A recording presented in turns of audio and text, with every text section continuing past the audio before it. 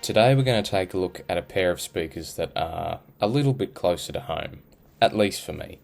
They were built, designed and manufactured about 90 minutes away from where I live, in a little town called Ballina. If you haven't guessed already, I'm talking about Aaron and their ATS-5 floor speakers. Sadly, Aaron as a company is no longer with us, but last I heard, the Aaron behind Aaron was happily retired somewhere along the eastern coast of Australia. Well deserved, because Aaron was in business for over 25 years and during that time became a cherished national brand. They brought home theatre to the masses as well as mid-fi sound to workshops, sheds all across the country. The speakers we are going to talk about today are the ATS-5s, which were the top of the range in the audio technology series, I think, and they retailed for about $1,300 a pair. I picked mine up for around $300 last year. The ATS-5s have two 8-inch woofers, coupled with a 5 and a bit inch mid-range and a 25mm soft dome tweeter. If you're thinking two 8-inch woofers in a cabinet with little to no lining sounds like a recipe for a bit of bass, you're right. But we'll come back to that later. For now, I'd like to just touch on the design. Obviously, the ATS-5s are a budget speaker, and they look like it, and feel like it. The laminate is cheap, the terminals are cheap, and if you knock on the cabinet, there's a lot of resonance.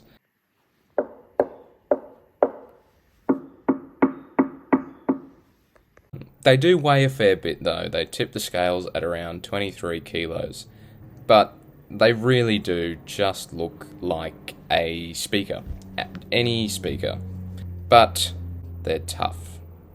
They can take abuse like a bartender in Alice Springs. You could throw them up against a wall, throw them at the wall, stand them up, plug them in, and they'd still work. Like I said before, the speakers were designed in Australia and widely distributed here. In case you didn't know, we Aussies are a feral bunch.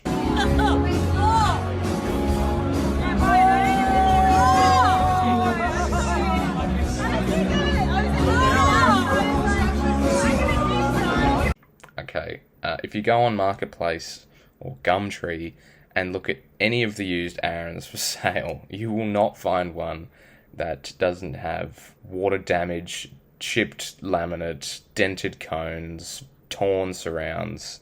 Legally, I don't think you can list an Aaron for sale unless it's damaged in some way. I think that's a legal thing. You can't list an Aaron in mint condition. It's not possible.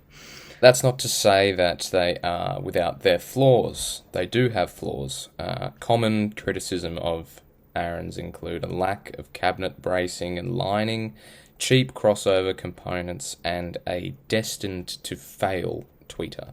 I can attest to that tweeter failure. I've had a mate of mine with a pair of ATS-4s. Tweeters failed. He recently bought another pair of ATS-5s, and one of the tweeters has failed. Mine are fine for now, but it is an inevitability that one day they will stop working. They also are not the last word in accuracy or detail. I know that's not surprising, but I haven't measured them, but I imagine that the frequency response would look a little something like this. They're not for critical listening. They're not. They're home theatre speakers that could be used for parties or coming home after having 8 pints of VB and blasting tango in the night. All that being said, they put out a gigantic sound, super loud, and they have this quality about them that makes rock music sound live. One of the most, don't want to say transcendent, I really hate that word, but I'm going to use it, transcendent moments I've had on my short audio journey has been listening to Purple Rain in a mate's living room on a pair of ATS-5s. This living room was huge. We're talking at least 12 metre high ceilings, 20 metres long. Like, this is a very big living room. And the ATS-5s and their massive bass made it sound like we were watching Prince at an arena concert. It was amazing. I have a soft spot for these speakers because they are not delicate. Every other speaker I've owned and continue to own feels like a Fabergé egg. I don't care if I pronounce that wrong. You know what I mean. But the Aarons are just tough as nails. They've been carted around in my boot to a mate's place more times than I can count. I've taken them up to the bowls club and used them for my 21st. They got blasted on the deck. They're like a farm dog. Tough as nails, and they never run out of puff. To sum up, the ATS-5s are not audiophile by any stretch. They have too much bass. They lack detail. They lack a center image. They're cheap. They look like they're from a tip shop, but for big rooms, rock music, parties, they're great. They definitely have their place, and I've had some really good memories using these speakers. Yeah.